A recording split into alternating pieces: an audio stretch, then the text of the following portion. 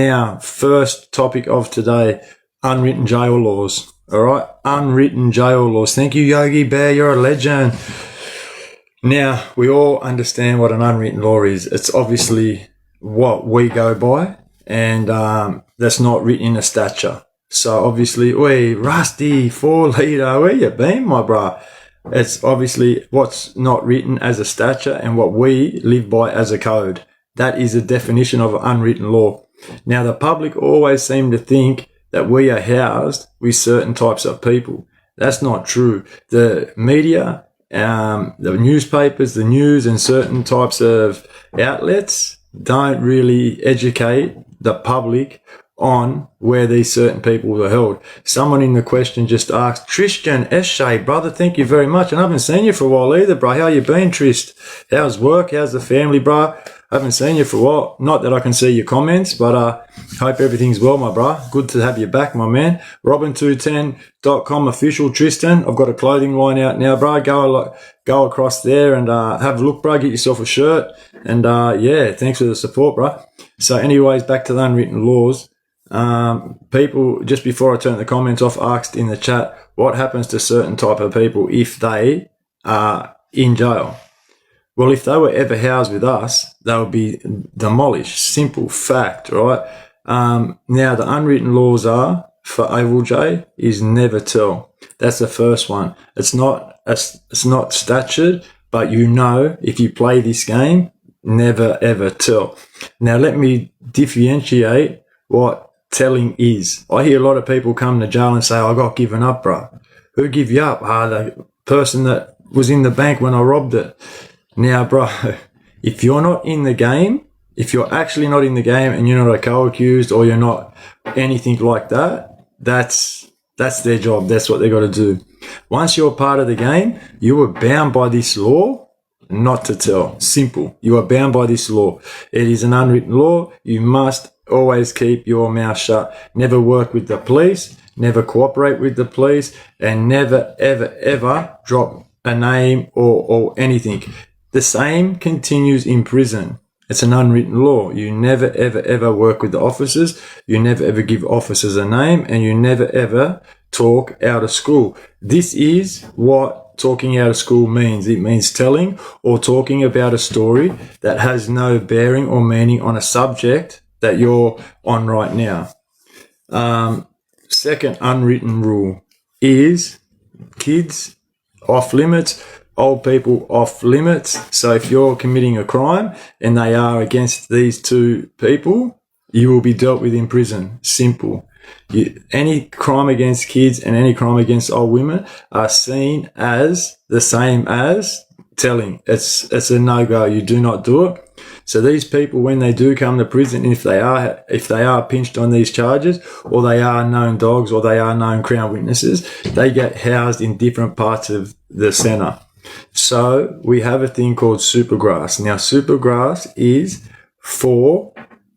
plainly and solely for inmates that are going against other inmates, or high-profile cases that have Crown witnesses in there will be housed in supergrass. Brody, Eshay, bro, thank you very much.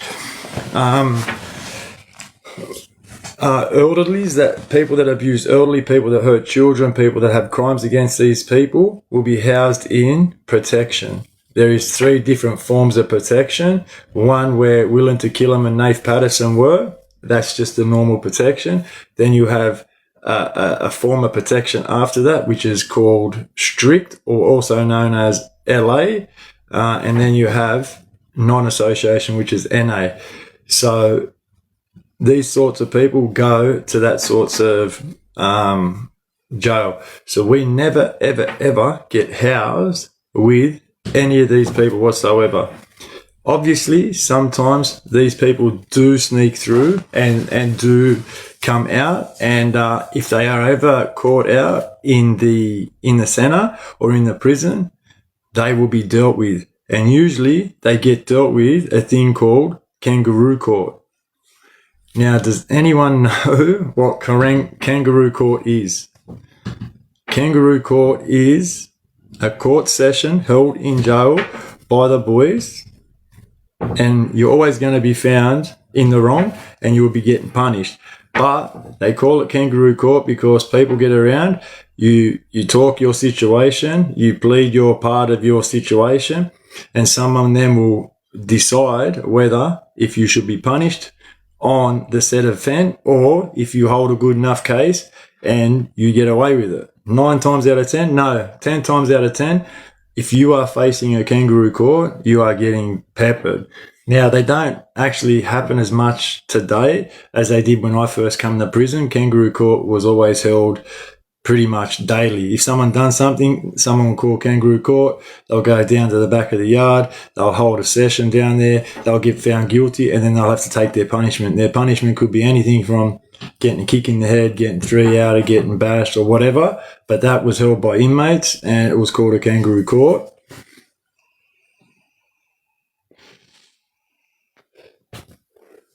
So, no, we don't get housed with these people. And yes, these people get dealt with severely. I'll also talk about, one sec, I'll turn these comments on first. And I'll ask the chat what the chat want to hear tonight. Actually, I'm going to give you never get into politics, 100%. 100%, never get into politics. I'll give you the opportunity to chat. What do you want to know about jail and what stories do you want to hear tonight? I'm going to interact with you and give you an opportunity instead of me choosing the story. Oh, wait, thank you very much. This is a good story. Oh, yeah, sweet. If you don't see them, how do they get dealt with? That's the thing. No, New Zealand jail, no, I don't know much.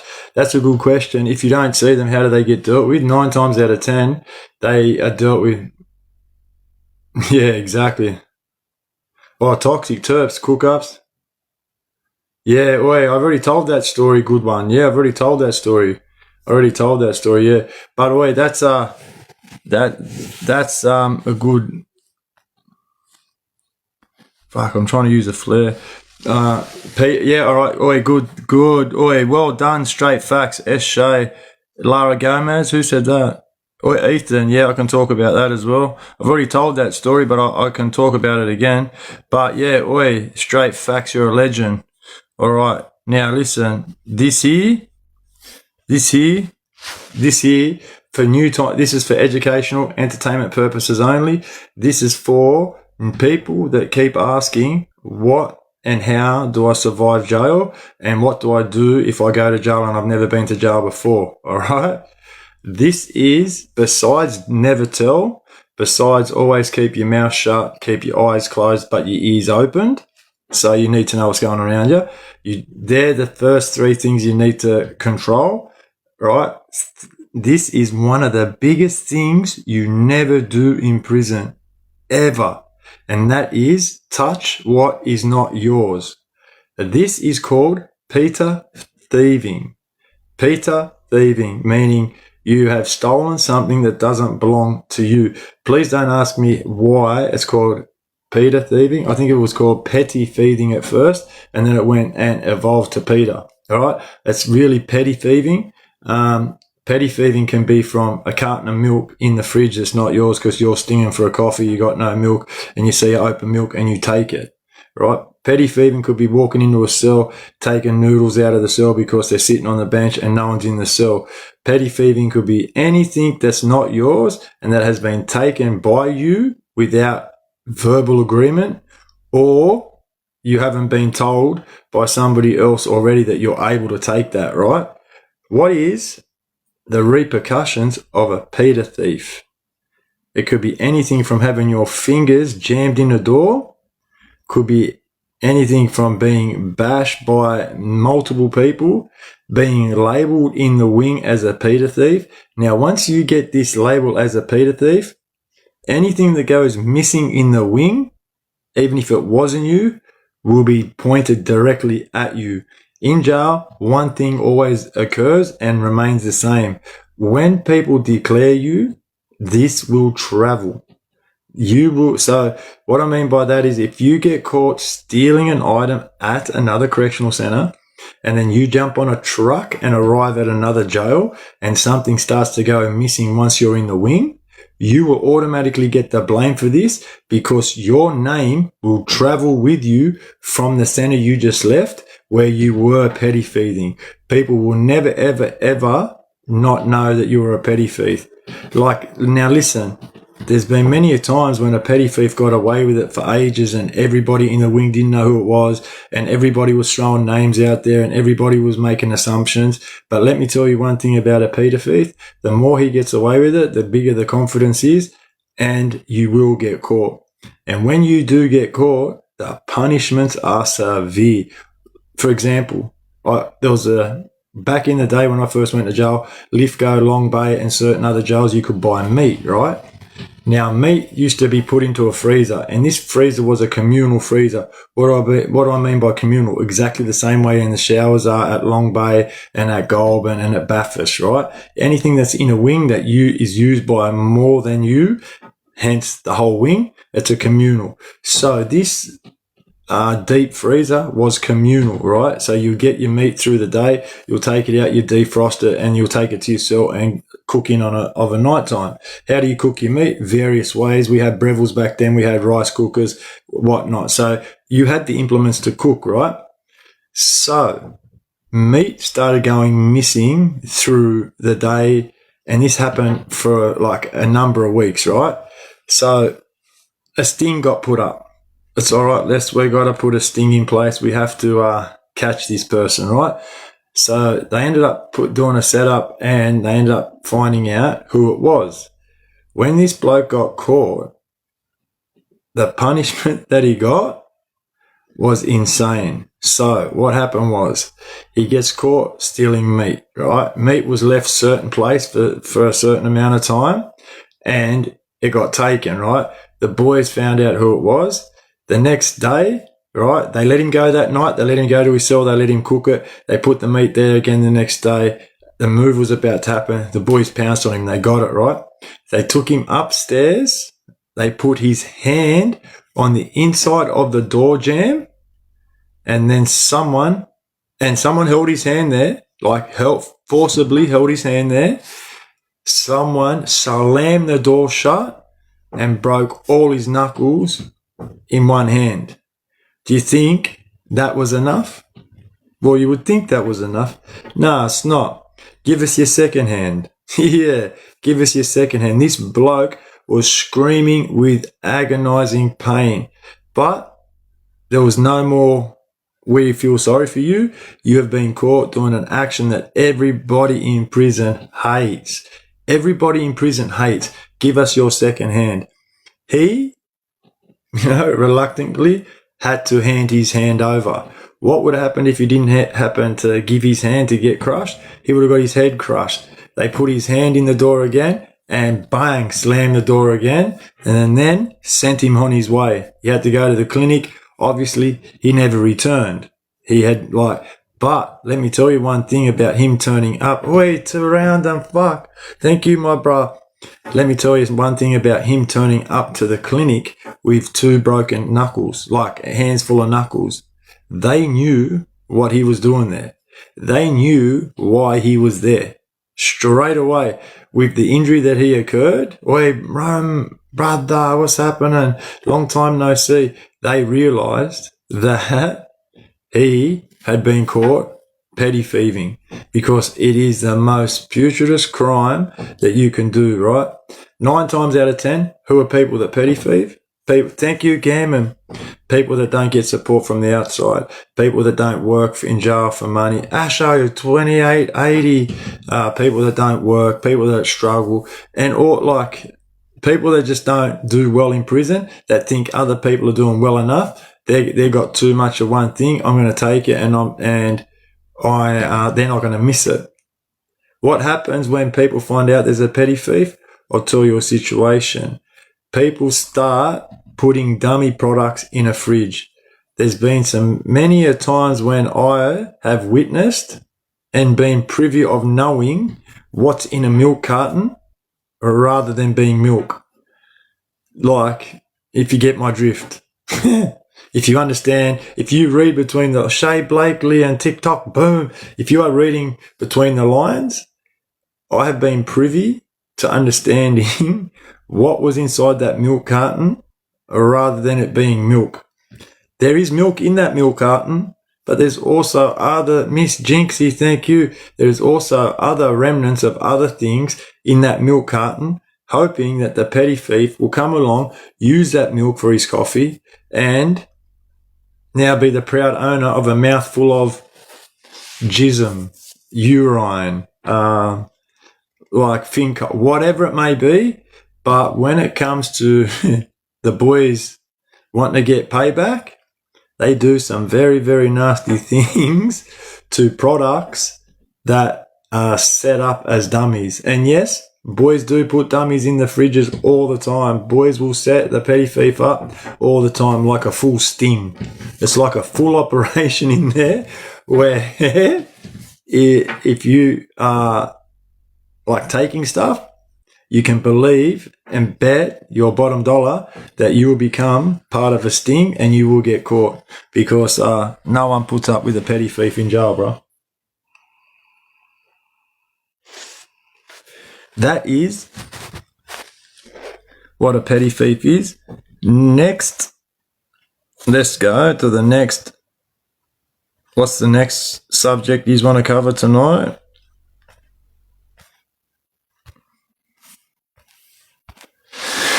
That is a petty thief.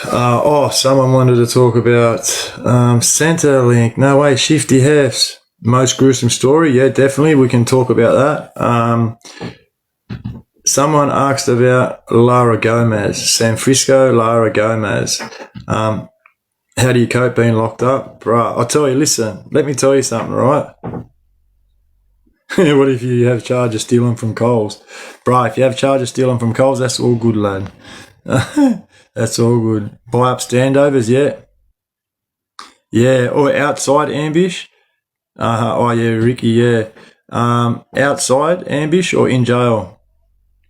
I would panic. Yeah, no, 100%. Oi, Andrew, what's happening, bro?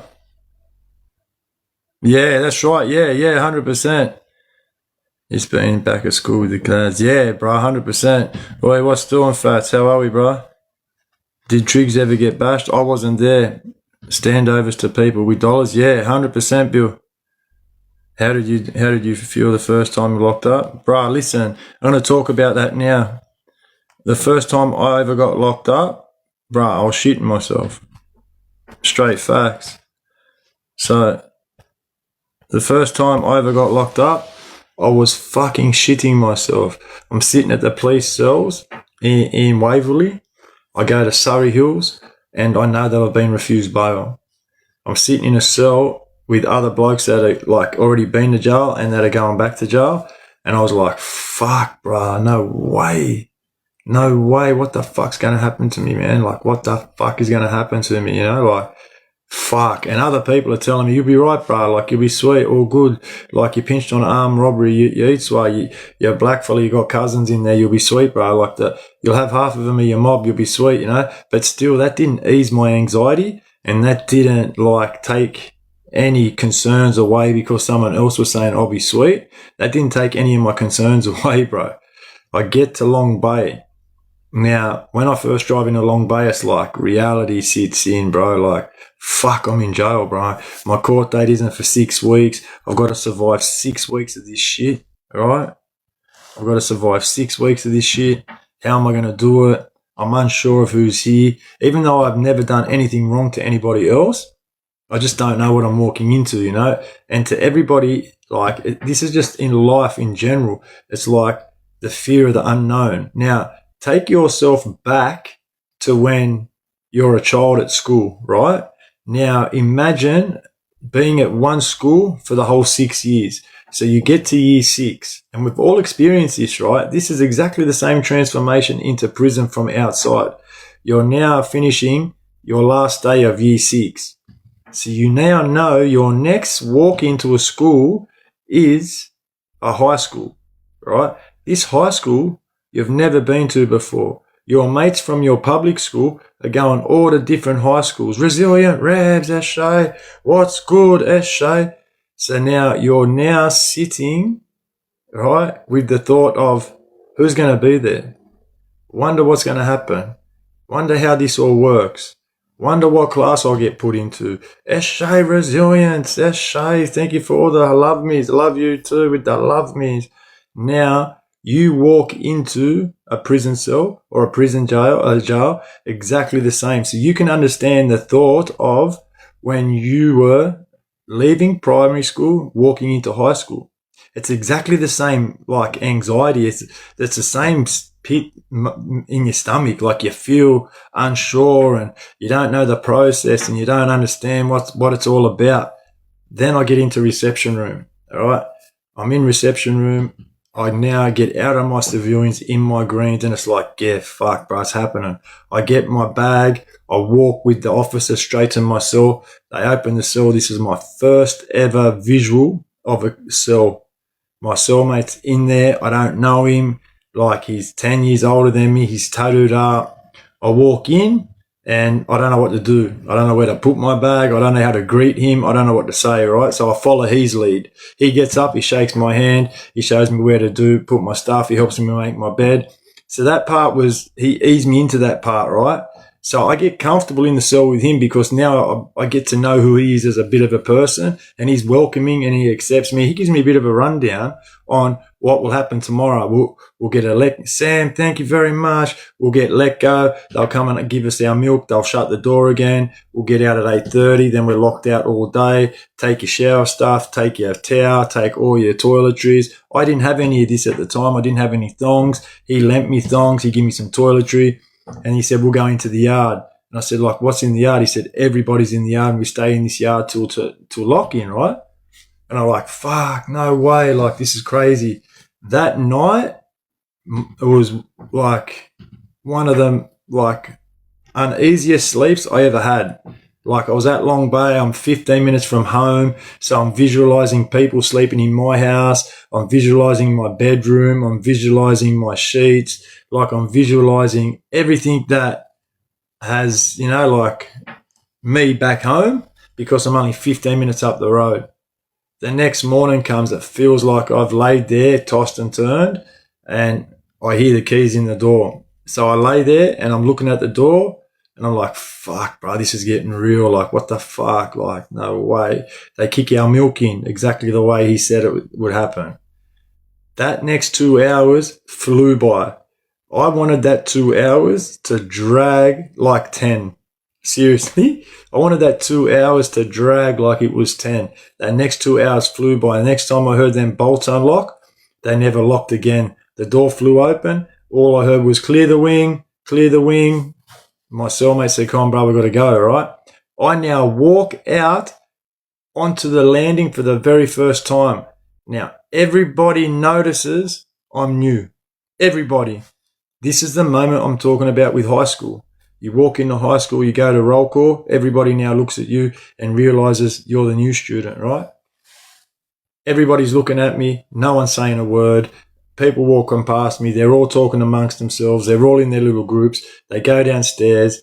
I just follow the herd. Obviously, I've never been here before, so I just follow everybody. I walk into the yard. Everybody now branches off into their little parks. Kooris, Islanders, Asians, Aussies, whatever. Now they're all like they've sectioned off, right? So I walk out and I walk down the ramp. I'll never forget it, bro. I've lived this moment in my mind 1,000 times, bro. I walked down the ramp at Long Bay 7 Wing. It was called the old RIC, Reception Introduction Centre. I walk down the ramp and I stand up against a brick wall and I don't move. I honestly don't move. I walk out, I stand up against a brick wall, I'm getting a bit of sun, everybody walks past, they look at me, 1 or 2 people say, g'day mate, you come in last night? Yeah, I did mate. And they just go about their thing, right? They lock the gate to the yard. Now we're in the yard, all alone, officers are gone, and and what was worse, I was the only new guy to come that night.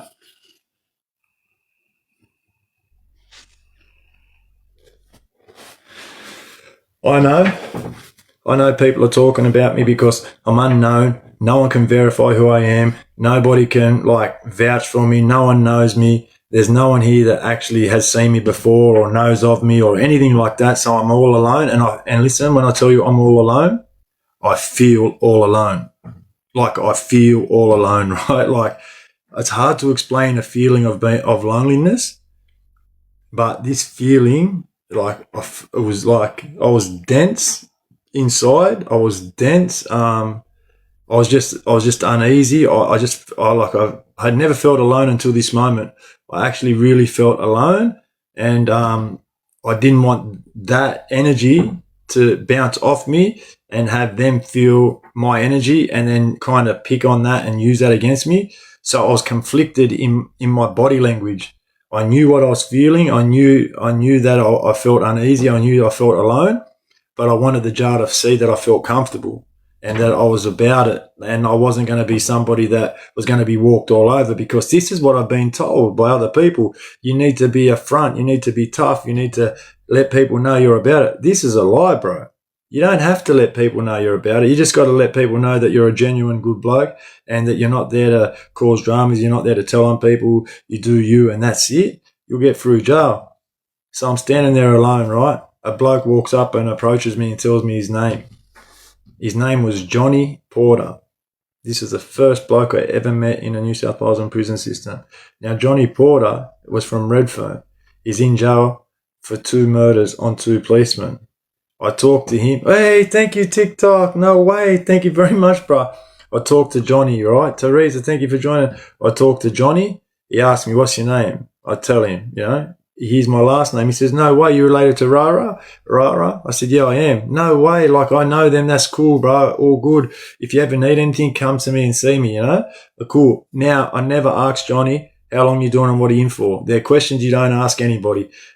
Julian Smith and Mickey87, these are questions you don't ask people when you don't know who they are and you haven't got some sort of friendship with them. There's certain questions you don't ask people. What are you in for? What are your charges? Certain stuff like that. That just evolves over time as you get a friendship with these people, and then you get the right to kind of ask, because people ask you and you have to tell you, So Johnny approaches me. Once one person seen Johnny talk to me and walk off, I had a consistent flow of people saying, oi, what's your name? Rah, rah, what's your name? Once they found out I was a brother, they took me to where the brothers were. Now, when they took me over there, I got introduced to the circle, like Roger Biggs, Dougie Johnson, like certain Craig Lardner, certain brothers that were there at the time, Buddy Dungay, like certain brothers that were there at the time. And like I kind of just hung around there, like which felt weird, because I got told to come over and introduced to the brothers, right? But I didn't get told to stay, but I stayed. And that was like an uneasy feeling as well, because I was unsure what to do at that time. Do I walk off? Do I stay? Like, what do I do? So that, like, again, I was feeling uncomfortable and I knew my body language was portraying that, but I didn't want that to be seen by them. I didn't want them to think that I was uncomfortable around them. I was on edge around them. I was unsure of who they are. And again, that was a conflict within me, because then you get conscious of, like, how am I acting? How am I looking? Like, what the fuck? So I'm fighting all these emotions inside myself.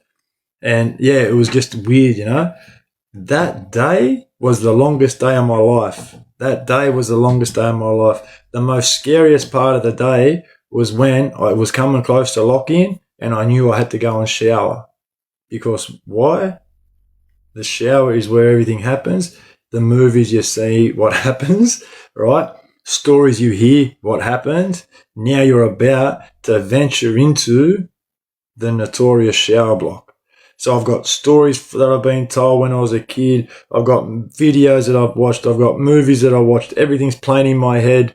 I walk into a shower and you see 10 different people, all 100 kilos, all massively built, all standing there naked, all don't care what's out. TikTok, boom, thank you very much. And you're walking in there as an 18-year-old kid unsure of who you are and what's going on. Right. This was the most scariest situation of the whole day, And this also was the quickest shower of my life. What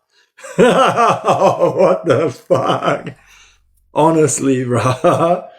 Fuck, I remember that. Listen, I remember that shower right now, bro. As I'm telling you this, like, fuck, bro.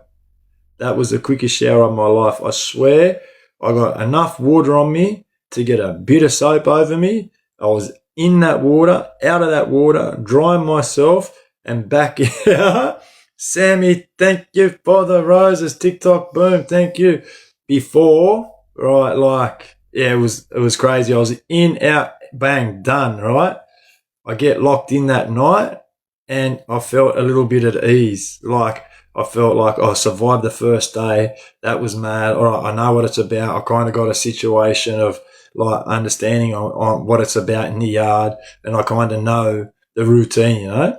The next day I go out and I start to meet more people, and I gradually get Brad Nichols, Teddy. Listen, if I don't acknowledge the gifts, I'm not being rude. I appreciate you, and I thank you all for the support. Listen, also we have a live goal chat. I know in here, between all of us 230 people that's in this chat right now, I know we can push this live goal, and I know we can get to A-League as a group. Not just me, you as well. I know we can get our chat to A-League. We need to push for the live goal. Let's go as a fam. We ain't a gang, we're a family. Let's get to A-League, and this is a real takeover. The next day I'll go out into the yard, right? This time, it's not as daunting, but I'm still unsure. You know what I mean? Like, I'm still unsure. This is the first time I see a fight, bro. This is the first time I see a fight break out in the yard. And I watch it all unfold, and I'm like, fuck, what the fuck? You know, no way. Like, there's about to be a fight. I see him go under the awning, up the back. They take their shirts off, they shape up, and they're into it, right? Now, this is two men fighting, and I'm like, bruh, like, this is real. Like, no one's coming into the yard, no one's running into the yard, no one's saving anybody. There's one person refereeing, everybody else is just walking around doing their thing, but watching, you know. They have their fight, they do their thing, they shake hands, they go and do laps. No one does laps with them, and then, like, it's kind of done. But that put me on edge, bro. That, like, made me feel uneasy, you know, like, and no one's calling me to do laps with them. I'm just still, like, standing against a brick wall or sitting on the chair on my own. People are walking past saying, what are you doing, bro? How are you? And, like, stuff like that, but it's no full conversations. And, like, other people are doing laps with their mates, and they're doing, like, their kind of thing. I'm not yet, like, invited yet. I'm not in, like, I haven't found where I'm at yet. Do you know what I mean? Which is uneasy, because I've always been a people person. I've always been like somebody that attracts a lot of attention. I've always been the center of attention, like at class, like in sport, just in groups of mates, you know, like I've always held myself well. I've always been approachable, and I've always kind of been the center of attention. Jason S. Shay, I've always kind of been the center of attention. So this was very unusual and felt not normal for me, if that makes sense. And that's what was like concerning a little bit, because usually when I walk into a room, I become like part of that room automatically. It's just the way I am as a person. It's the energy that I bring. And this wasn't happening then. So it was like an uneasy feeling, you know. So that day goes by, and the next day I come out, and one of the boys that I done boys home with had arrived. And when he arrived, it was like, yeah, mate, I know someone, you know, like someone that I've done boys home with, someone that knows me as a person, you know, like, well, when he come, he had a cousin that was already there, one of the brothers. And like, so his transition was different to mine. He walked straight into like, what are you doing, bro? How are you? I knew you were coming. This is my little cousin, rah, rah, rah. You'll be moving with me, cuz, tomorrow. Like today, I'm kicking my cellmate out. Like, so his transition was a way easier than mine. But because I knew Cuzzo and he introduced me as like one of his good brothers, that kind of broke the ice with all the other brothers. Like, oh yeah, no, sweet cuz, you know, you need anything, rah, rah, rah. So that moment on, I started to find my feet, and I started to like, you know, like, progress in the jail. Like jail started to wear on me and it started to steel me a bit more and harden me up, so when my mate finally come and I got that confidence and I got introduced to boys, the next week and a half, 2 weeks was just all about, like starting to find my feet. And I just woke up one morning and like, it was just like, I belong here, bro. This is me. You know what I mean? Jail had kind of hardened me, like like, you know what? All right, I'm here. There's nothing I can do about it. This is what it is. I've got to kick along and, I'm here and I'm just going to do my best, But listen, people always ask me certain things, right? People always say to me, like, when you go to jail, like you lose your freedom and how do you deal with that? You know what I mean? Like when you go to jail, how do you deal with losing your freedom? Listen, let me educate people on something real quick, right? Freedom is what you see you lose. Now, I know this sounds silly and no one really talks about this, but I'm going to talk about it for the first time. I haven't heard anyone else on TikTok talk about what you lose when you go to jail, right? So obviously you lose your freedom. Yeah. And I learnt this over time, being an inmate, going to Supermax, going to STG and participating in jail. Remember, there's 2 ways to do jail. You either just do jail or you evolve and participate in jail. I chose to participate in jail. What does participation in jail mean? Politics, race wars, like anything that like is happening in the prison, I participated in. So people always say to me, like, what did you lose the most when you went to prison? Now, things that you see that you lose, Brody with the money gun. People notice the things you see the most. So you lose your freedom, you lose your family, you lose your girl, you lose your children, you lose assets, you lose all these material things, your freedom, whatever it may be. But what I lost the most that no one ever sees is my conscience, right? My empathy, my remorse. Like stuff like this is not spoken about. Do you understand what I'm saying? This is what jail does take from you, and this is what you lose when you go to jail. Do you know what I mean? Some people lose their will. Some people lose their mind. Some people lose their heart. Like, it's not all about what you see that you've lost. Jail takes so much more, and this is for all the youth out there today. This is for everybody that is about to go to prison, that's playing the game and thinks they're about it, right? It will take away more than you know and more than you see. That's the truth. It takes away things from you that you will never, ever get back. And when I mean you'll never get it back, when you lose your empathy, it's very hard to find empathy again and become empathetic for people, like when you've lost it and you've had to be callous, cold and cruel for so many years. Do you know what I'm saying? When you lose your conscience and you no longer have a conscience and you can act violently without hatred in your heart, that's a concern. And that's what jail took from me. Jail took from me my conscience and my empathy and gave me the strength to act violently towards people that I liked. You understand what I'm saying to you? That's crazy, bro. Jail gave me the ability to be cold-hearted to people that I never had a problem with. So when you are cold-hearted and when you lose empathy for someone and you lose your conscience and your care for someone, usually they've done something to you. They've pushed you to a limit to where you think, you know what? I don't give a fuck for anymore, bro. Like, you can get fuck for that. I'm about to hurt you real bad. And you lose that for them. Do you know what I mean? Like, for them. And then that gives you the capability and like the reasoning to be violent and to hurt somebody, because you've got a reason to. You've got, your conscience is clear.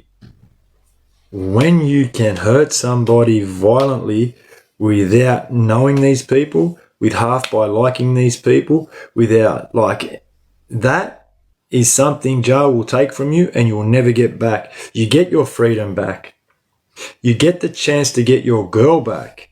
You get the chance to mend relationships with your kids. You even get the chance to get your mind back because you mow grass, eat, what? You even get the chance to get your mind back because whilst you're in jail, you can go and see psychiatrists, psychologists, you can talk to people, and all these things are given to you. And you have a chance of having these things returned to you. Do you know what I mean? Like, your freedom's always going to come back to you. Always. Yeah, you lose it for now, but you're always going to walk out them gates and you're going to get your freedom back.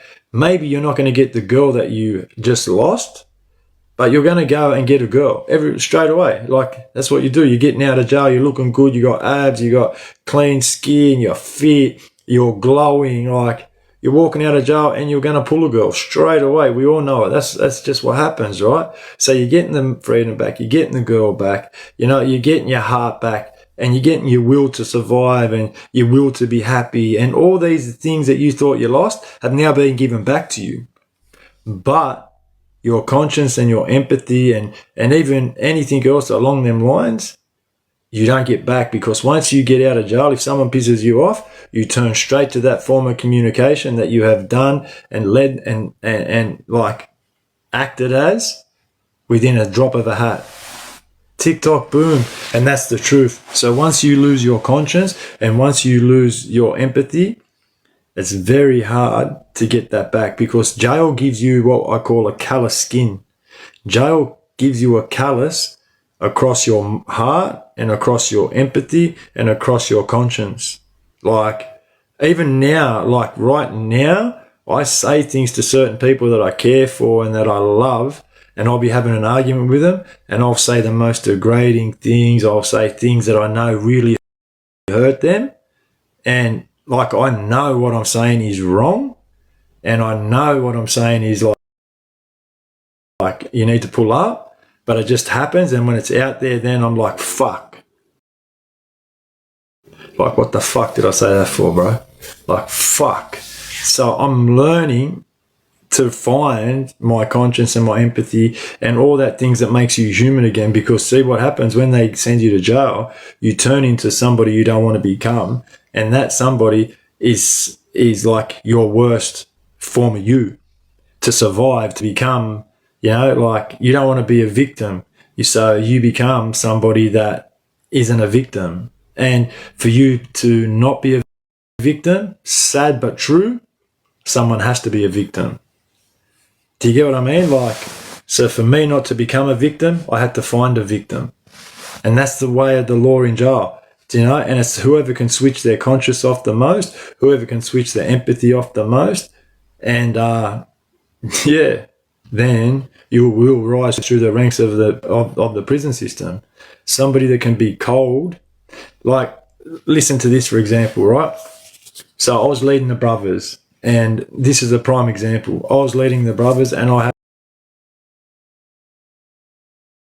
we used to train together, talk together, eat together, do certain things together, right? And we're just mates, very good mates, right? But he was of another race, right? And a letter come through and said, listen, it's just popped off down there. You need to get these people up here. There was 9, 10 of us, 3 of them, right? And it was like, done. All right, sweet, whatever. It has to be done. It has to be done, right?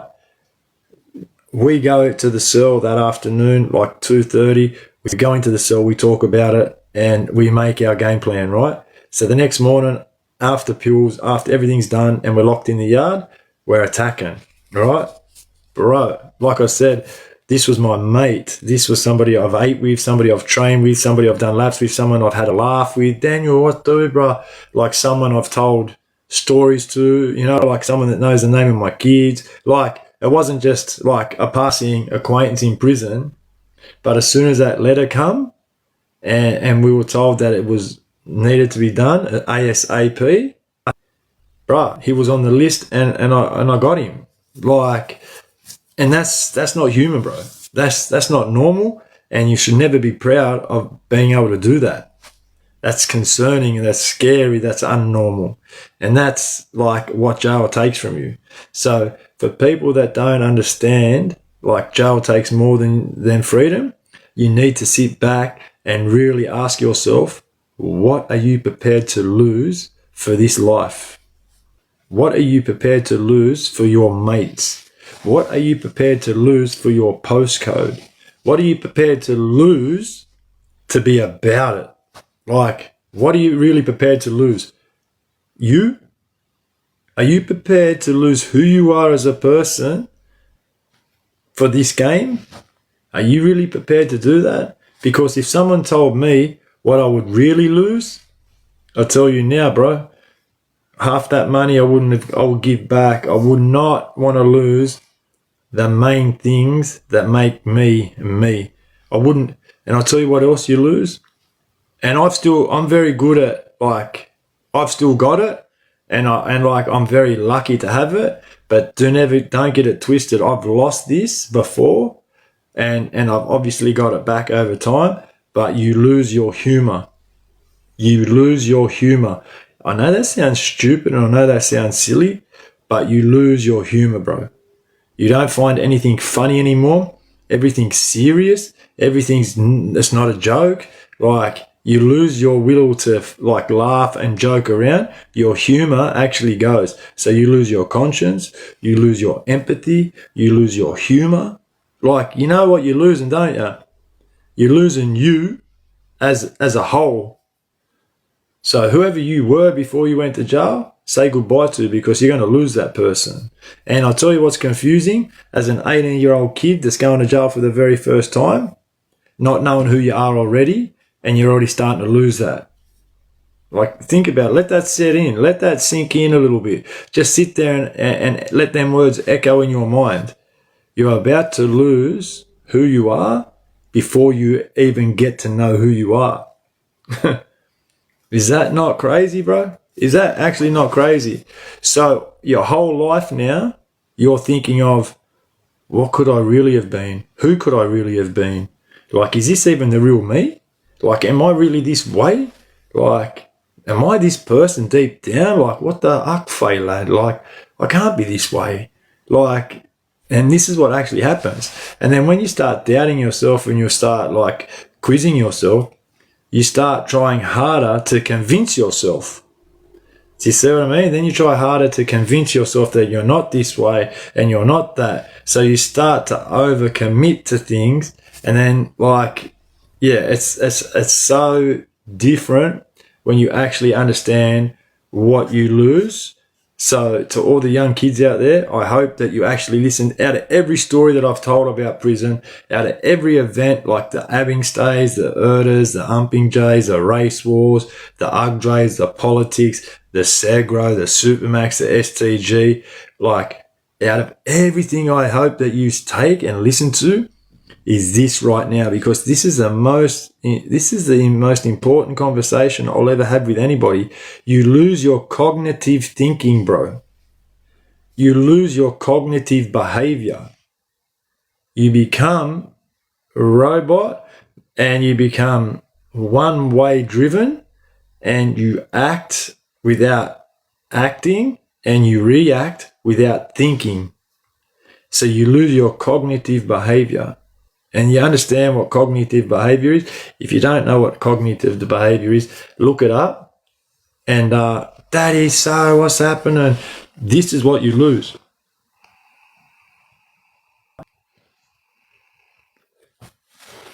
You lose your fucking cognitive behavior. So if anyone is out there and you want to know what you lose when you go to prison, that's the truth of it. Like, all that other stuff that you see, that is the least that you want to lose. Like, that's the least your concerns, bro. People lose houses, families, wives, kids, cars, like, people die. Like, all these things happen when you're in prison. But when you lose you, bro, then you know you finally lost something, bro. Then you really understand what prison has taken from you. And I'll tell you what, prison takes a lot, but will never give anything back to you, bro. Nothing. You find me one bloke where prison has give them something in return for everything it's taken. And then even if it has give them something like an education or like a certificate or whatever it may be, ask them, was that one thing worth everything else that you've lost along the way to gain that? Seriously, think about that. What has prison ever give anybody of value, of use, of achievement? Like, what have you ever achieved by doing prison? You know what? These are questions I ask myself daily, bro. Like, I wasted 20 years of my life to this. 20 years of my life to this. I become a person who I despised. I looked at myself in the mirror and hated myself. The actions I committed towards people made me sick to my stomach. I acted in a manner that wasn't me. I had no conscience for the way I was acting. I had no remorse for the way I was acting. And Doomsy, thank you very much. And I used a tool of communication well, which was violence. And then I forgot how to communicate. So jail even took my communicating skills away. So it takes my conscience, it takes my empathy, it takes my communication skills away, it takes everything away from me and gives me shit in return. And then I wonder who I am as a person for the next 18 years. Because I've give everything to this friggin' lifestyle and it's given me nothing back in return. Like only now that I've chose to rehabilitate, that I see what I've lost. And I'll tell you something right now, I continue to lose today in relationships, in finances, in certain things. You continue to lose today. Why? Because as you're learning now to find yourself again, you're still stumbling. And that's the truth. As you're finding yourself again, you're still stumbling, and along the way you're dropping pieces of you off, and you have to go back and start to pick yourself up again. So even today, I don't know who I am as a person, and sometimes I wake up and I'm like, bruh, I've wasted my life, lad. I've actually wasted my life, and you know what is even worse? Like, you've wasted it with nothing to show. Like, people can sit here and say, you know what, I wasted my life with a 9-to-5, but I own a house. I've traveled the world. I've got 2 beautiful kids. Yeah, me and my wife didn't work out because I worked 90 hours a week. That's fine. But we have a great relationship because we've got 2 beautiful kids together. You can see, what you've gained through your losses. You know what I mean? Yeah, I lost my freedom because I had to work 9-to-5. Yeah, I lost my wife because I had to work 9-to-5. But look what I've got in return. I've got a lifestyle that I love. I've got a bank account that makes me settled. I've got 2 beautiful children. I've traveled the world. I've got a luxury car, and I'm content on choosing to do that 20 years of 9-to-5 to get where I am today. I'm not content, bro. I'm far from content. I'm actually very far from content. And that's fucked. That's actually fucked. But I've got no one to blame but me. And, it's actually fucked. And it's all fun and games, and everyone laughs about jail, and you're about it, and you're tough, and you're all this and you're all that, and you're a mad one, bro. You're a real one, bro. You're a true G, bro. You're about it, bro. And all that used to inflate my ego, bro. It used to make me think yeah, I'm about it, bro. Yeah, I'm a tough one. Yeah, I'm this, I'm that. Really, bro? Really? Really? All right, bro. Yeah. So, Doomsy, you lose more than you see when you go to jail, bro. You actually lose more than you see when you go to jail. So I hope if anyone's listening to this, that this resonates with somebody, that this actually hits home, because this is not a laughing matter. This subject was actually touchy for me, because as I was talking about this, I've realised what I've lost along the way. Like, my partner died when I was in jail. Like, I've lost heaps. I've lost heaps to jail, and yet I used to praise it, and I used to respect it, and I used to like talk about it like it was, you know, like some rite of passage. Really? Like, seriously? Like, I showed this place respect when this place done nothing but disrespect me. I spoke about this place like it was a rite of passage when it chewed me up and spat me out and didn't give a fuck what happened to me. Why, bro? Like, why did I give this place so much of my life and respect this place so much when every time I went there, it took a little bit of me each time? It's just crazy. And it's hard for me to fathom that I let that occur. It's actually hard for me to wrap my head around because I'm not a dumb person. I'm educated and I know better. But I was blinded by the fast lights, fast cars, fast women. I was blinded by the lights, bro. And when you go to jail, the funny thing is, the lights get really, really dull real quick, right? And the lifestyle slows down real quick, but it's the same lifestyle. It's the same part of that same life. So when you're in a motel room and you're losing yourself in the motel room to a bag and to a woman and to the party, be prepared to keep losing when you get arrested, because there's no gains in what you're doing right now. Everything feels like a gain. I get it. I understand it. Like, the bags a gain, the motels a gain, the women you're partying with all a gain. Like, everything looks like, from the outside, everything looks like a massive gain to you. But you're already losing, bro. You're already losing already. Like, and if someone was to tell me this before I went to prison, I'd probably I never listened to much when I was growing up. I was all about, I need to experience this. Yeah, let me work it out for myself. Yeah, whatever, old fella. Yeah, whatever, old fella. Like, that's what happened to you. Like, yeah, okay. But because I loved myself so much when I was growing up, like I was a pretty boy. I wanted to smell good. I wanted to look good. I trained. I wore the good clothes. I wanted to be, like I was just a pretty boy. That's it. Facts, like I wanted to stand out. So I always tried to make myself smell good, look good, and just to be the center of attention, right? My pride, my humor, everything about me that I loved, right? If someone said, listen, you're going to go to jail and you're going to lose everything that you are right now and you will never get that back, and you're going to lose way more than that, but I just haven't decided what I'm taking off you yet. But I'm telling you now, I'm going to take so much more.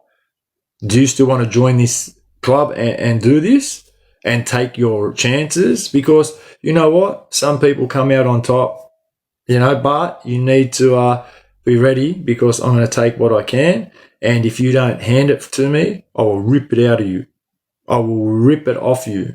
You will not hold on to anything that I want. And do you still want to come? Bro, you'd probably be like, ooh, let me rethink what I'm about to do, bro, because I like my humor. I like my conscience. I like my empathy. And I like not having a calloused heart. Listen, when you go to jail, right? Fact is, when you go to jail, you have to detach your heart. You have to detach yourself from your heart. So it's like you pull your heart out of your chest, you sit it in some sort of cup and say, listen, I will pick you up when I leave here. For now, I need to do what I need to do, and you can just sit here and wait for me to get back. But I tell you the problem with that, when you're getting out, you leave it behind, bro. You forget that you've taken your heart out, and you actually leave it behind. Like, that's the thing. So now you're stepping into the community heartless, detached from your heart, detached from your soul, detached from your conscience, detached from your remorse. You forgot to pick your heart up, didn't you, bro? Yeah, I did, bro. I surely did, bro. And that's the truth of the matter, bro. That's the actual truth of the matter. I left my heart to the prison system, bro. Fuck, that's crazy. Yeah, well, anyways. Anyways, fuck.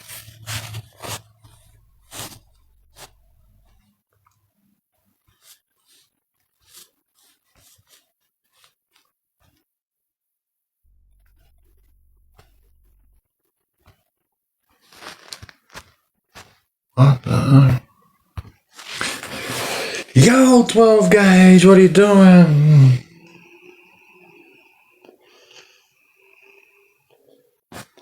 Billy. Yeah, lead. Yeah, I know. Boy, thank you, bro. Yeah, you have your health. Yeah, bro, I have my health. Yeah. Yeah, extremely profound and very introspective. Oi, thank you, Bill. I appreciate that. Damn, that hit hard. For whoa. Oi, thank you, Dwayne. I appreciate you, bro. Yeah, it was a bit mad love for sharing that, bro. Oi, fake, just focus on the future. Yeah, 100%, bro. Yeah, I am, bro. Yeah, I'm focused on the future, 100%, bro. And I felt that one, my cars. Oi, sorry, chat, sorry, but the truth is the truth. And everybody sugarcoats it here. Oh, you crushed me. Sorry, Danny. Sorry, bro. But listen, that's the truth, bro. Oi, say no more, mad one, my cars. Oi, I appreciate you, chat. Listen, you got a unique perspective, bro. C1, thank you very much. But oi, chat, like that hit hard. Yeah, bro. TT, thank you. Seeing your eyes that you meant. Yeah, 100%, bro. Do you believe inside for real? Like you said, you thought about it. Obviously, are you able to? Do you believe inside for real? I don't get that. Bad ink. Do you believe inside for real? Like you said, you thought about it. Obviously, can you and are you able to?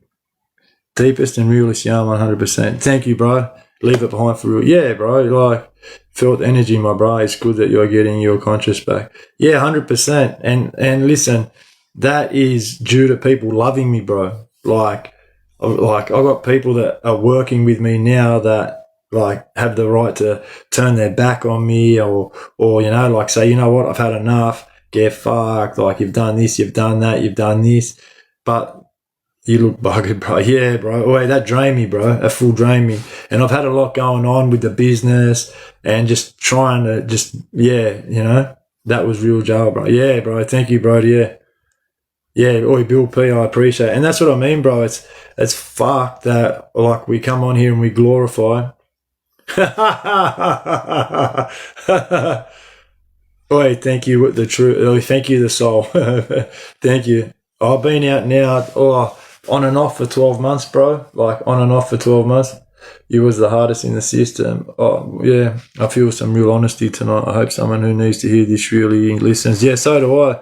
Talk about the fear. A lot of boys attack out of fear, paranoia. Yeah, 100%. Thank you, Bill. You got brains. Thank you very much. Yeah, of course, bro. Yeah. Yeah. All right, bro. Wait, come on. Like, wait. Where's Adam? What are you doing? Why? Where's Adam at? Yeah, Angie's. Yeah. Yeah, bro. Like, fuck, Adam, bro. Like, seriously, bro. I don't know what you do, lad. But now it's actually pissing me off.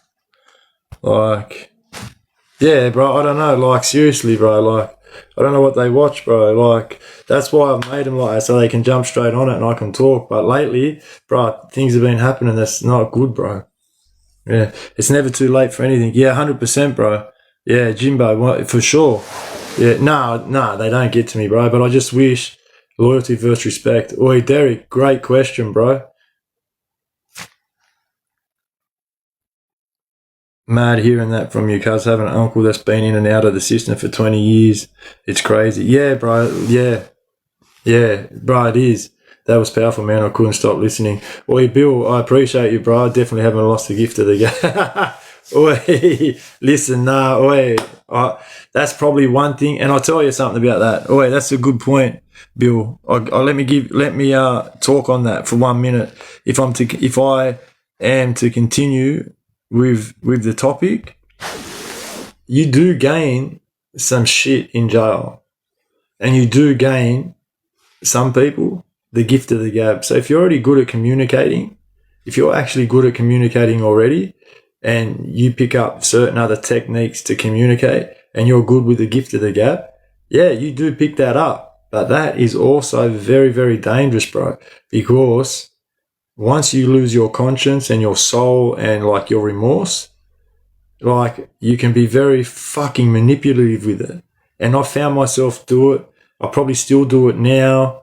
Like, yeah, you're like, do you know what I mean? Like, so yeah, it's good that you keep the gift of the gab and you can communicate and you can talk, but it's learning not to be that person that you were in jail to get what you need through the gift of the gab and to position people to be ruthless or to be violent or to gain and earn from this person because you are good with the gift of the gab.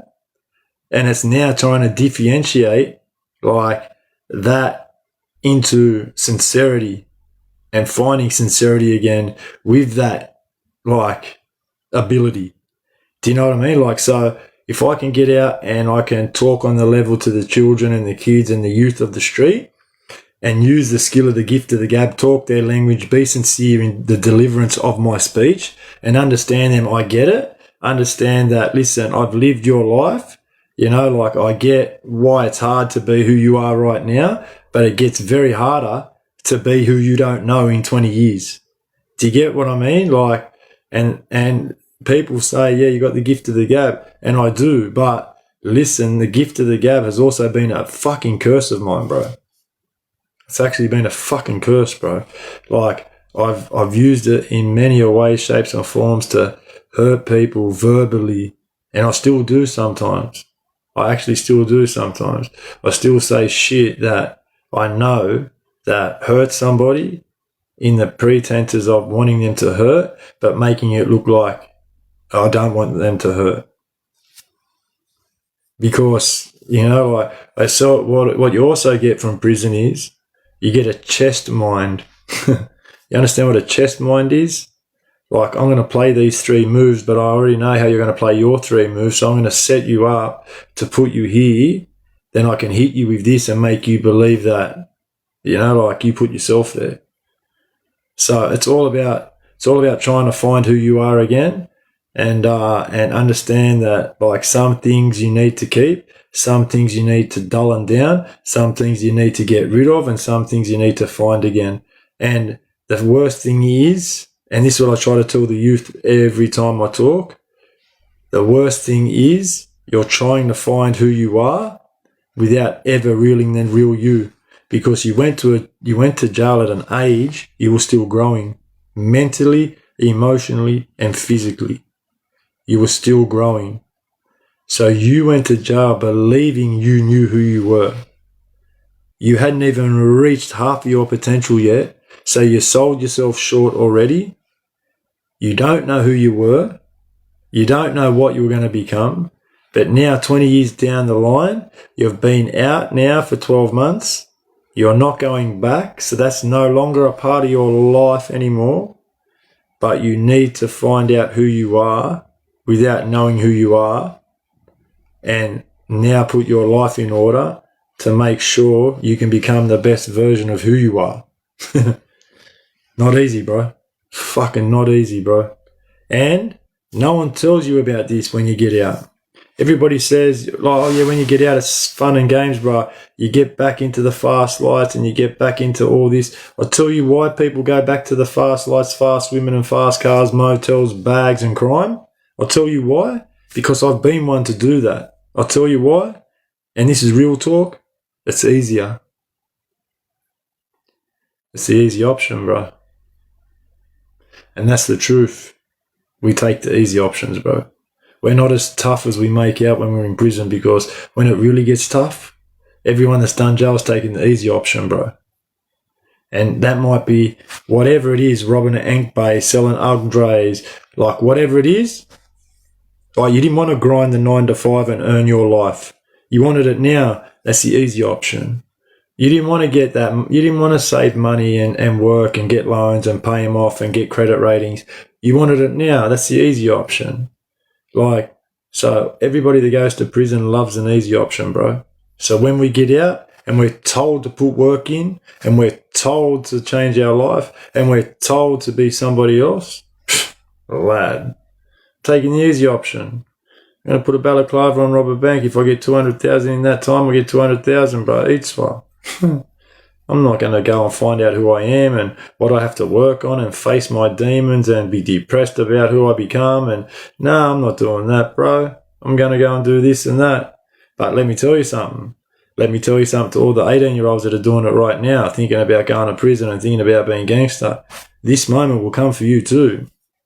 You'll be 45, 38, 29, 56, 70, because jail chooses when it lets go of you. You don't. Jail will choose when it spits you out. You won't. You won't choose. Jail will say, you know what, I've taken everything from you now. There's nothing left for me to take from you. I'm going to let go of you right now. Now you can go out and decide who you are as a person and what you want to do with your life. Well, what's left of it anyway? Because you've just given it all to me. You've taken a chance and have had a bit of a romance with the devil, and that's what the jail is. You've taken your chance, you've had that romance, you've had a little bit of a dance and a tango and whatever else you've had with the devil, and now the devil said, you know what, there's bigger and better here now, you can go, I've got no need for you anymore. Get out there and find out who you are. And whatever I've taken from you, I own. You can't take any of this with you anymore because you give this to me willingly. I told you that you would lose this, and you were fine with losing this, and now you want it back. It's not how this game works, bro. I told you I'm going to take your heart. I told you I'm going to take your conscience. I told you you'll be detached from who you are as a person. I told you I'm going to change you. I told you this, and you still signed the piece of paper and you stepped up. And now you're asking for a refund? I don't do refunds. I'm the devil, bro. You took your chances with me. This is not how we play the game, bro. You lost. Now you go and get your pieces and you go and work on yourself elsewhere because I ain't got time for people like you. That's it. Now get out there and do you. And do you on your own because, yeah, that's all you got now. Because remember, people get sick of your behaviour. People get married, people die, people move on. So now you're left here on your own. And you're left to find out who you are on your own. Yeah, pretty shit feeling, eh? Welcome to jail life, bro. Welcome to jail life. And it doesn't get easier once you're home, bro. And that's the sad part. That's actually the sad part. Because you put all that work in for fuck all. You become a Trump for fucking nothing. You've taken human lives for no reason.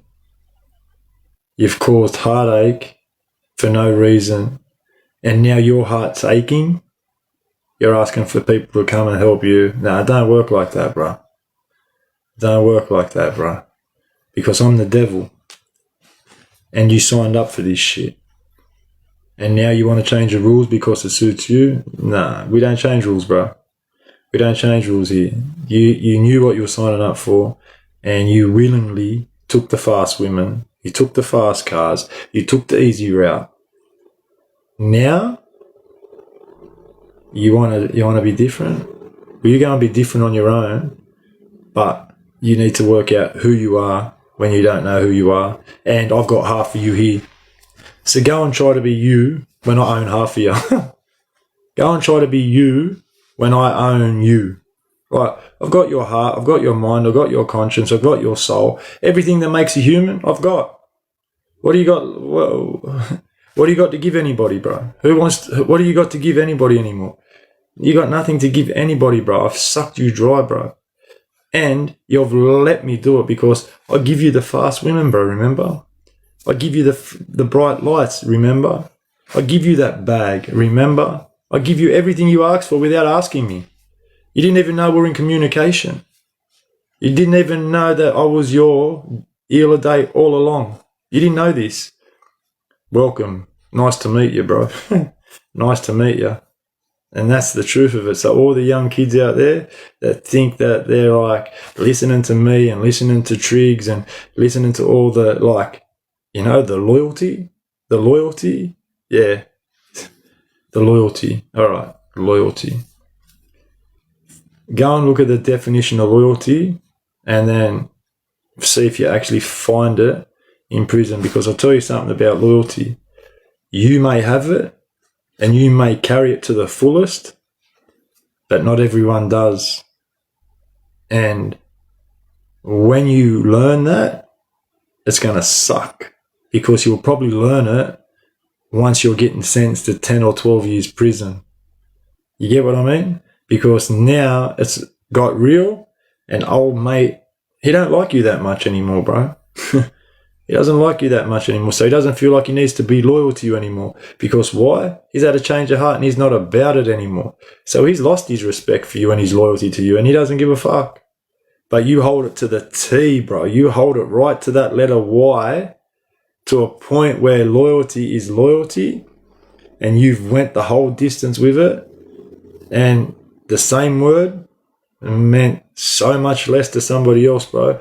And that's what prison's about, bro. Respect, yeah, same thing, bro. You take that respect to the very last T, and you hold it with the highest, and you treat everybody with the most up, and then someone differentiates and looks at the word and says, that means shit to me, bro.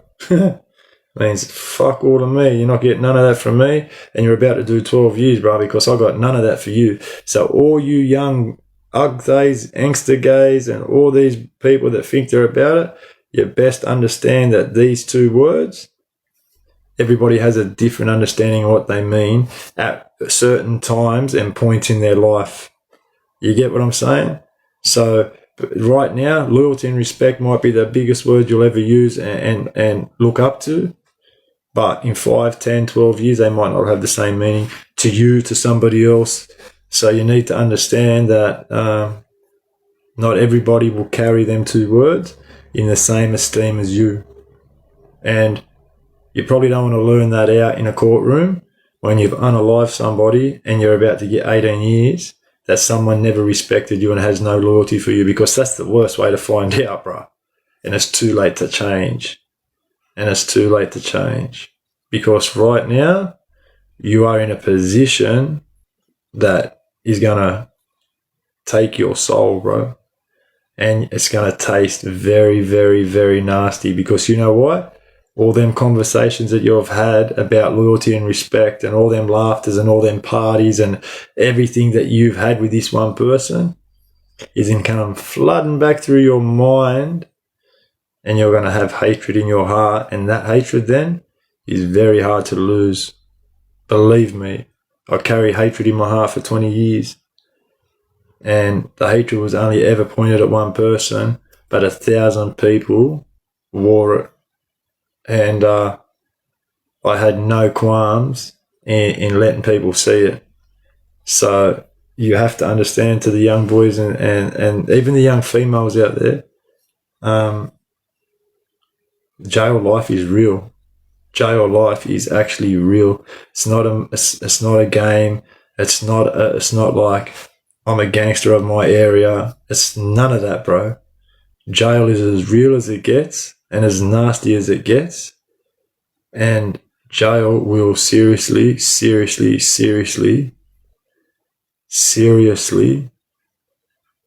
disenable you as a human. It will make you do things that you never thought you were capable of. It will make you become someone you thought would never exist inside you. It will have you question your morals and your dignity and your respect and your loyalty. It will have you question everything that you hold dear, and it will push you to your limits and test your boundaries consistently on the daily. And if you want to sign up for that, bro, go ahead. Go ahead, bro. If that's what you want to sign up for, go ahead. Because I tell you now, any person with the right mind would say keep it. Have that, bro. No, have it, bro. I'm going to earn $800 a week, pay my taxes, and Faja, Friday, Eshe. And I'm going to take the hard route, bro. I'm not going to take the easy route because, really, we ain't about it at all. And we ain't tough because the tough ones take the proper route. Us gangsters, the so-called ones about it, we took the weak way out. And we went and done what we had to do and ended up in jail. So we had the whole moral of life twisted. We had the whole moral of life twisted, bro. The real ones and the gangsters went to work 9 to 5, took their kids to sport on the weekend, flew away on holidays, picked them up after school and put the hard yards in and turned up every day with headaches and sicknesses and pissing down rain, walking with no car, picking their children up. That's gangster, bro. We thought we were gangster by putting guns in people's faces, taking the easy way out and going to jail and thinking we're about it. Bruh, didn't we have it twisted? Didn't we have it twisted? So to the youth out there, you need to get your perspectives all together. You need to understand people will not respect you the way you respect them. People will not have loyalty for you the way you hold loyalty for them. And you will become detached human being because jail will take your heart, your soul, your mind, your conscience, and even your decision-making skills. Everything that's valuable to you will be gone. So I hope this sinks in and sets in somewhere, and this is the honest and rawest I've ever been on here. This is the most honest. I'm always honest. Like, that sounds a bit, but I'm always honest in my stories. I've never ever lied in my stories, but I mean, this is the most rawest that I've been with trying to tell you prison is not the place you want to grow up as a human. Like, prison is not gangster. Prison is not about it. Because when you understand what prison is, it's the devil. You've taken your chance, you've had a romance and a little bit of a dance, and like, you lose. There is no winners in prison, bro. There is no winners in prison. And don't get that twisted, because you might be a trump like I was, and you might have everything in your cell like I had. But the only thing that I didn't own in my cell was me. That's the only thing I never owned. I owned my TV, I owned my Breville, I owned my doona, I even owned the jail at some stage because I ran the yards and I put work in for my people. But the one thing I never owned was me, bro. I never owned me. They did. They made me become somebody I didn't want to be, and they dictated and controlled me for 20 years. So the only thing in my cell that I never owned was me. Like, how ironic. How ironic. Crazy. Crazy, bro. That's crazy.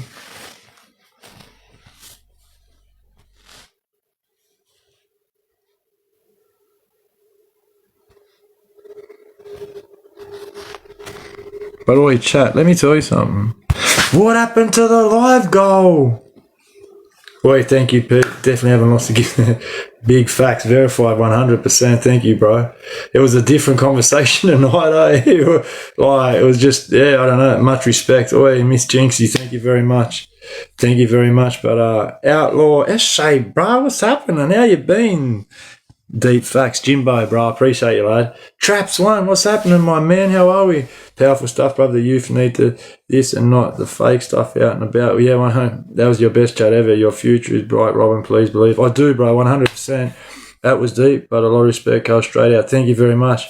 You can't change your past. You can change your future. Flow, 100%. And that's my motto now. That's my motto, 100%. You know what I mean? Wagwan, Eshe, Jace Weldon. Now this is real talk, earns respect. Lisa, God, thank you very much. I appreciate you all. Flo, yeah, Miss Jinxie, the loyalty ends with the benefit stop. Bruh. Facts, lad. Legit best chat I've seen on the app ever.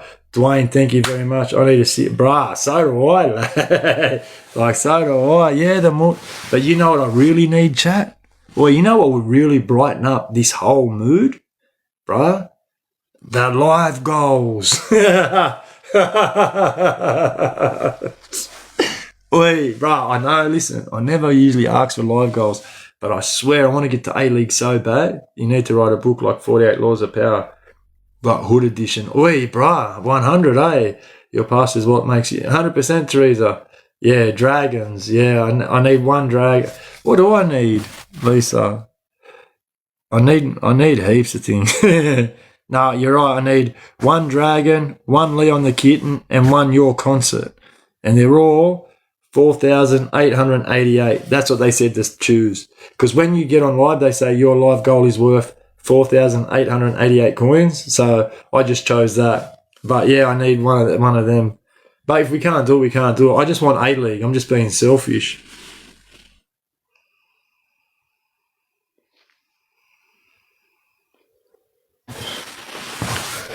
But I appreciate your chat. I appreciate that. Yeah, that hit deep was my story as well, for real. I'm down to just me and my daughter, but we rebuilt. Yeah, bro. 100%. Oi, outlaw for sure, bro.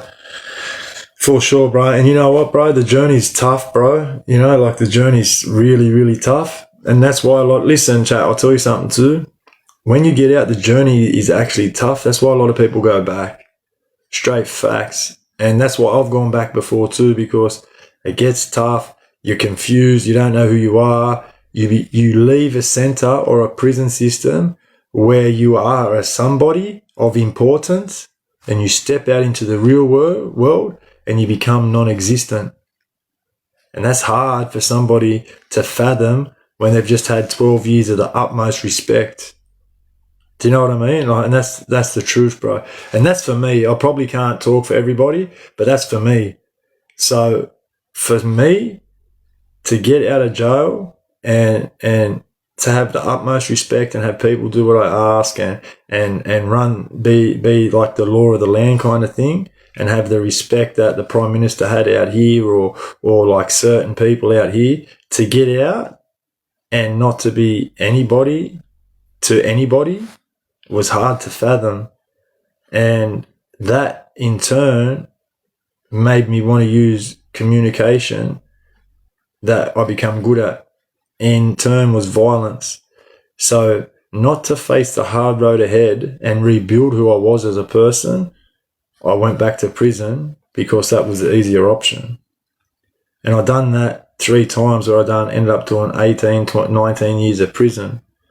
Now I'm prepared to fight myself because I'm not fighting anybody else. This is the whole... And you know what was funny? Let me tell you something, chat. And I've only just realised this in the last 2 years. I was running from somebody that was always with me. That's the fact, bro. Yeah, bro, 100%. That's what I've just done, verified. That's what I've just done. I've opened a business. Like, I had plans of having another kid when I got out, bro. Yeah, crazy. I had plans of having like one more, you know, like, and that's still open. That's up in the air at the moment, you know, like we'll see how that pans out. But I've opened the business, bro. I had plans on having another kid and getting it all right. You know what I mean? But yeah, bro. But the one thing is, I ran from something that like was always with me, bro. Yeah, 100% Oswald. Yeah, for sure. Yeah, 100%, you know? And that's what's crazy, bro. Like, it's actually crazy when you think about it. I ran from something that was always next to me, bro. Yeah, bro. Yeah. You ran from your greatness. Yeah, Outlaw, 100%. Yeah, Soraya Ramdan. Thank you, bro. Yeah. Yeah, 100%, bro. Yeah, and it's happened to me too, bro. So many boys lost in the system. Some have done 30 plus. 100%. I'm not sure, Tommy James. I'm not sure. I hope so. You know, I do hope so.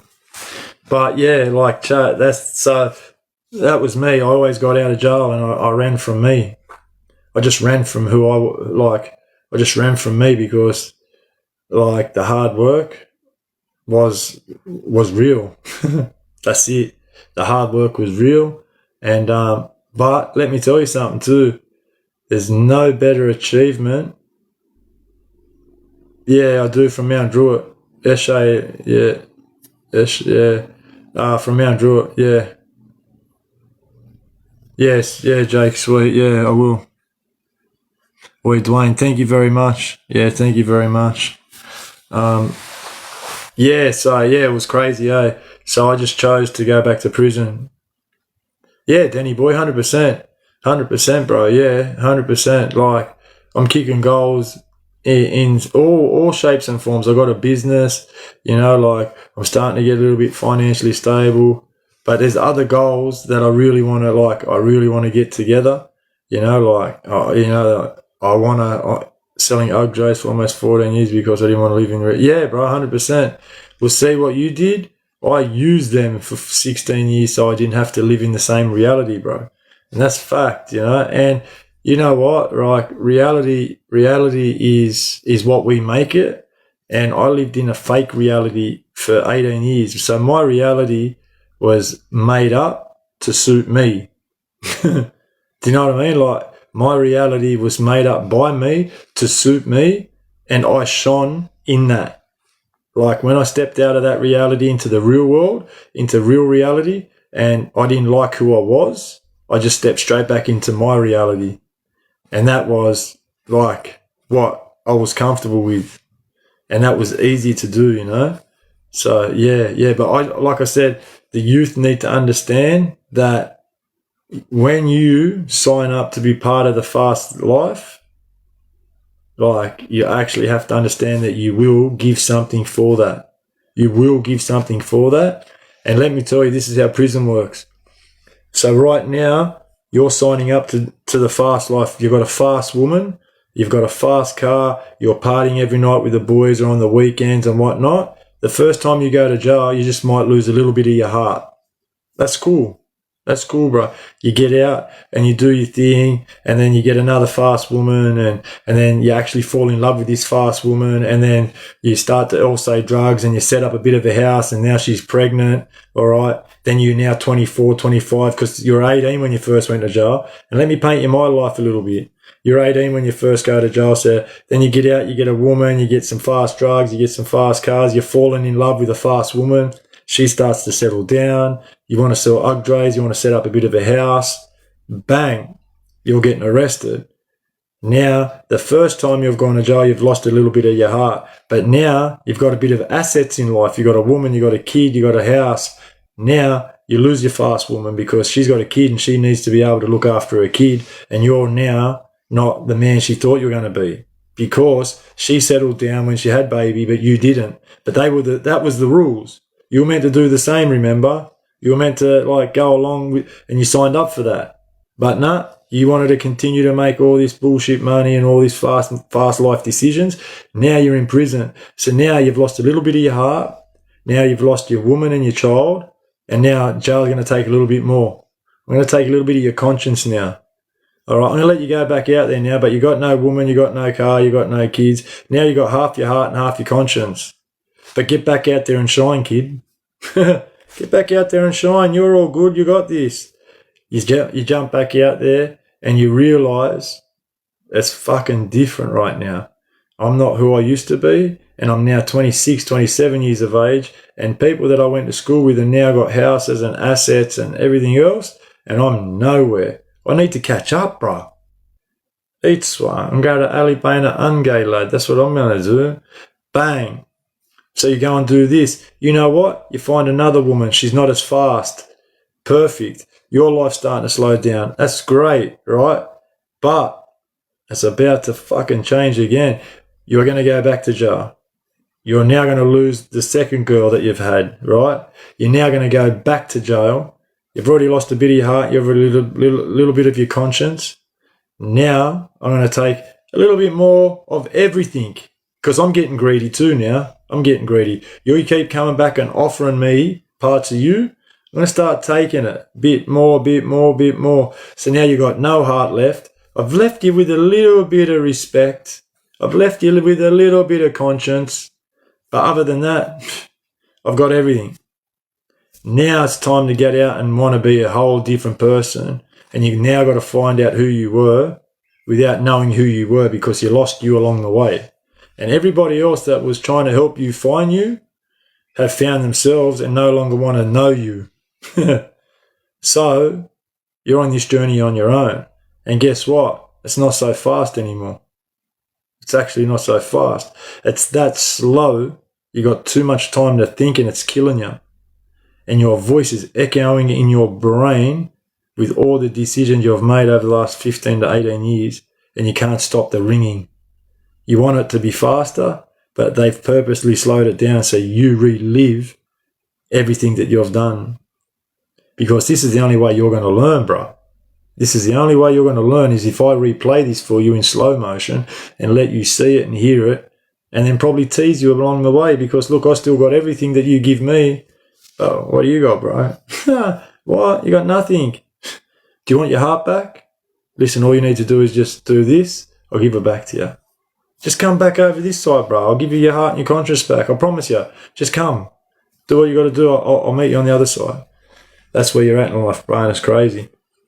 But listen, chat, it's been massive. Oi, Tabby, Paint, SJ, it's been a massive night. I appreciate you listening to the talk. I probably made you all upset. Yeah, 100%, Shay. 100%, bro. 100%. Philos, SJ, lad. SJ, I appreciate every single one who's in the chat. What's the 210 key, bro? It's a tech key, bro. It's all in one, thank you. It's a tech key that was a universal key for all tech tills in Sydney. Yeah, Denny boy. Yeah, all day conflict. I shine, bro. I shine. Maddie, Shay. Oi, love you. Appreciate you. Stay real. Oi, what's my clothing brand? My clothing brand is ROBIN210.com. ROBIN210official.com. Tabby Payton, Shay. Thank you very much. That's it, yeah, ROBIN210.com, ROBIN210official.com. Thank you, Matty, yeah. A little bit. It's thank you, Al Bozza, head up, all day, FK. Wait, FK Vintage, free Uncle Tab, all day, bro, all day. I'll tell you what will actually lift my spirits. Live goal. I was Port Phillip, bro, only for a couple of weeks. Yeah, T, I did know Shorty. Yeah. Yeah, 100%. Moser runs Bathurst. I don't know who runs jail anymore, bro. I'm actually out of the game, eh? Like, I'm actually out of the game. And this is what I tell the chat. Like, I'm actually out of the game. Yeah, Port Phillip, yeah. I think it was called Marganite. Or some sort of bird. Yeah. Yeah, I can, bro, yeah. Yeah, bro. Yeah, 100%, yeah. Hey, but you can get Tab on board to change to that world's yours. Yeah, bro. Yeah, Boxhead's always about it, bro, for sure. Yeah, for sure. Oi, Jimbo, thank you very much. Everyone grows up. 100%, bro. Everyone grows up in their own time, but one man's silence is another man. Oh, Cash, Eddie, that's hectic. Bro, that's hectic. Callum Warren, nah. But Blackie Morgan and paid in full. All good on the clothes side of things. Yeah, bro, I think, yeah. It's all the clothes, the mugs. I've got some, I've got some, what is it? A leisure wear coming out. Yeah, like it's for the women. So it's all picking up over there, bro. Yeah, it's all starting to pick up and look good. Were you inside with any old Pentridge, boy? Yeah, I know, all in one. Yeah, that was crazy, eh? Well done. Yeah, well done, bro. You done well, yeah. Yeah, it's going to be hectic. So I got like the tights and the leggings and the crop top and sports bras. Like, yeah, so my management's had a look. Go to ROBIN210 HR YouTube. Yeah, that's right, Philos Shay. Thank you, bro. You're a legend, my man. Thank you, bro. Yeah. Were you with Fernando Bugme? I don't know, Sam. Go for it. Yeah, Maria Morrigan, Shay, go for it. But oi, chat, listen. Doesn't look like we're going to get like the live goal tonight, which is Uck Fade. I really want to get to A-League, eh? The Bug Me Act guy. Oh, nah. But I get the Bug Me Act. Listen, let me talk about the acts. I'm going to turn these comments off and I'll talk about the acts for a minute. I I'll tell you. So that's a good point. Sorry, bro. Sorry, bro.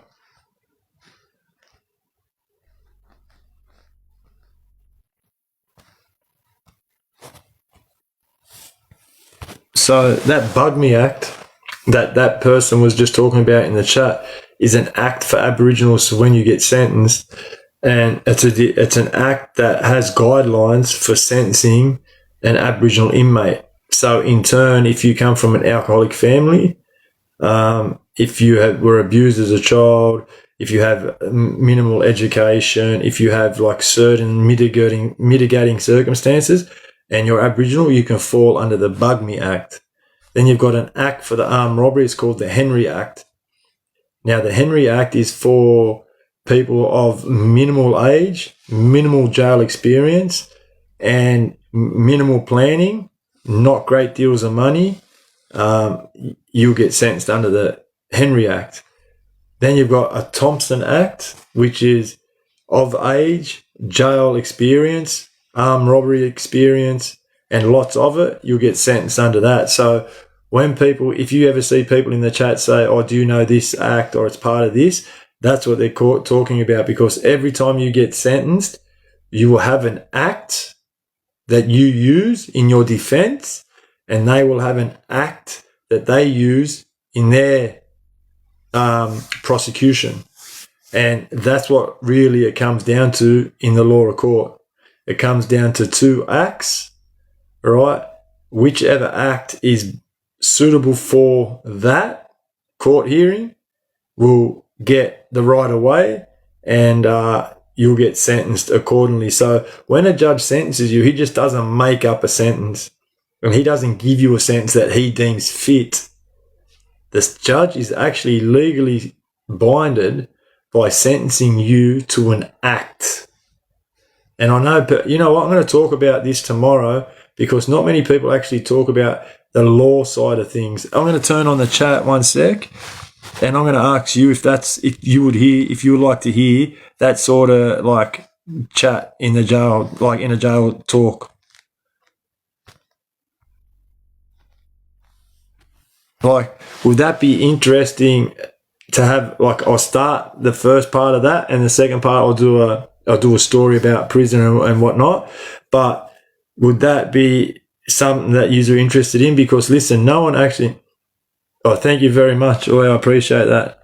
Oh, Matty. Oi, Kells, Oi, Kells. Oi, see how me and you are from Aruba, my brah? I need you to drop one live goal. That's all I need you to do. 2035 Yorktown Parade. Less age, brah. I'm going to put this one for you, cuz. I've never had this one before. I need you to drop that, my cuz. Yeah, Sammy, that's what I mean. Legal loopholes and acts and bars worldwide and certain things like that. Would that be interesting to have as a chat? Because people don't understand when you go to jail and when you get sentenced that I just lost it. Oh, bullshit, bro. Why? Stay away from the fucking Churchill, you madman. Chat, if you don't know what the red tomato is, it's a local upplay where me and Kel Eastside come from. It used to be called the Red Tomato Inn. It's now called the Churchill. And he just said he went and lost my live goal down at the Churchill. What a dickhead, lad. Took the easy way out. Yeah, I am, Barswell, yeah. But yeah, so I'm going to talk about that tomorrow. Oi, put the Kenzo all day, Marcus. SJ33- never mind, Doncaster Avenue. Doncaster Avenue, lad, all day. Yeah. Yeah, I do know, need the heart man here. But, yeah, so quick introduction into that kind of chat, right? Yeah, always, bro, always. Yeah, all that Section 90s and all that, bro. Shane Towney, what's happening, bro? Shane, I know Shane will drop it. I know Shane will drop one of them live goals for sure. What's the best food like? What's the food like in jail? It's shade, lad. You do have some good food. But yeah, so when you get sentenced by a judge, he does not make up a sentence for you. And I know people think that he just says, oh, you know what, like that 8 years or that 10 years or that suits that crime. Nah, he's legally got to give horrible part of the kebabs. Like, oh yeah, bro, they're huge. He's actually got to give you a legal term on why he's giving you that. Do you know what I mean? No, I've never done time in Oberon, bro. He's actually got to give you a legal term on why he's finding you and giving you 8 years. Putrid, bro. Yeah, bro, Sparos, he beat the murder charge on his own, yeah. But listen, I know a lot of people that have gone to court and beat them on their own, learning loopholes. Mr. Sanitizer, did I do time in Bathurst? Depends what year, bro. Like, depends what year. I've done 18 years. All right. Yeah, Brad, you need to retire, bro. You need to retire 100%. Yeah, I have. Yeah, Kurt, yeah. Yeah, 100%. Oh, yeah, of course he did. 100. Mr. Sanitizer, of course. Yeah, of course he did.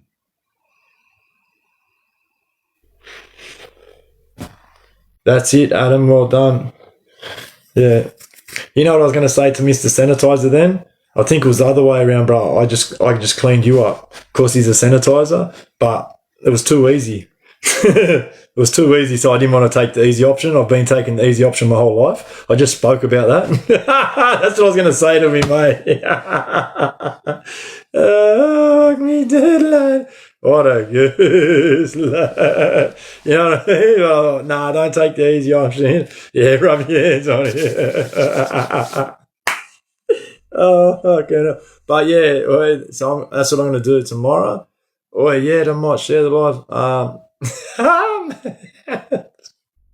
That's what I was going to do, but fuck, bro. But yeah, tomorrow I'm going to go into that. Listen, chat, it doesn't look like we're getting A-League tonight. We're fucking out of A-League. Were you there when the Chigs was getting Jay, by the Couriers? Nah. Yeah, bro, get a computer. Hamza, do I remember you? No, I don't, bro. Nah, Hamza, remember me? Nah, bro. That's very broad kind of, oi, like, remember me? Like, I don't, bro. Like, I honestly don't. Later, bro. Talk tomorrow, Shane. I'll give you a call, bro, for the week. I have 2 eyes, 2 ears, and not like I've got. Yeah, right, man. Yeah. Wait, I know. What the fuck, Sally up. Yeah, Sally. Remember me? What the fuck? Keyboard. Yeah. Wait. Yeah, I do, bro. Desmond, Dougie, all of them. Yeah, I do. But anyways, chat, I love ya. Thanks for the chat.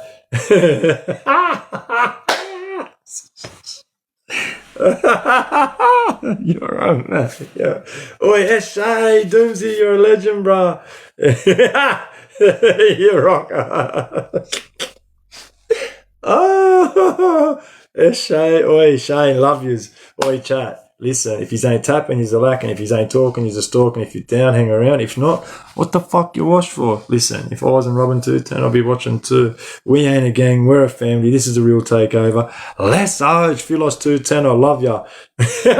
Matty, take care, have a good night. Holy tap. Night, Matty. Night, Steve. Night, RJ. Night, follow. Thank you for the follow. Night, Doomsy. Esho, Philos. Love you, lad. Esho. Eshos. Let's urge Adam, all in one. Yalla. Oi, Miss Jinxie, Verified, Rocker, Pharaoh, Wagwan, Truthy Stranger, everyone in the chat. I love yous. Take care for yourselves. 210 family night all night. Let's urge. Tomorrow, we're getting into it again. Dwayne, thank you for your support and love again, bro. Big Red, thank you. Ray, blessed up, thank you. Fairy Floss Queen, thank you very much again. I enjoy having you in my chat. It was a very, very intense chat, but I thank you, chat, for giving me the confidence to actually come in raw. Let's get him one tomorrow. Yeah, 100%. Yeah, battles tomorrow night, chat. Yeah, I'll be mad. Yeah, if we can get a battle in tomorrow night and get a couple of live goals, that'll be hectic. Like, I try to get to A-League. Melbourne Cup, number 6, whack your cash on it. Done, bro, done. Yes, go to the YouTube channel for sure. Can you get a shout out to Underworld Bill for being a fool? A-League chat, yeah, let's go. A-League tomorrow, chat. Let's get to A-League tomorrow. Until then, stay blessed. And I just want to thank you again before I go. Thank you, chat, for giving me the confidence to be able to come in raw and have you support me in that. If I didn't have, you behind me, none of this would have been possible. The clothing line, the traction that I'm getting, like everything that's happening to me right now, and this change in my whole lifestyle is due to you.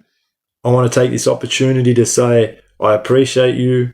I will represent you to the fullest with honesty and respect. And it is who you see in front of you is who you will always receive. I just want to let you know that I appreciate you fully and wholly. I send my love to every single one of you. I send my respect to you always.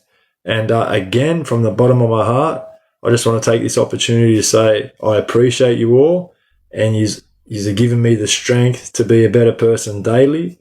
And I hold myself accountable to you for my actions whilst on here. So I'm forever grateful and indebted to every one of you. And again tonight, for giving me the confidence and the strength to come in raw as I did. That was very, very tough for me, but knowing that you had my back made it easy. And I just want to take this opportunity to say I appreciate you all. And on that, Doomsy, respect to you too, bro. On that, good night. Go relax. Enjoy some sleep. And until tomorrow, and we do it all again, let's Oge. Well, yeah, thank you, Trapspun. Heartboxer, we raw. I don't know, let's Oge. Wait, Lukey, thank you, bro. Enjoy. Let's Oge. What was yours, Lukey? Let's off. Lukey, let's Oge. Love you, Lukey.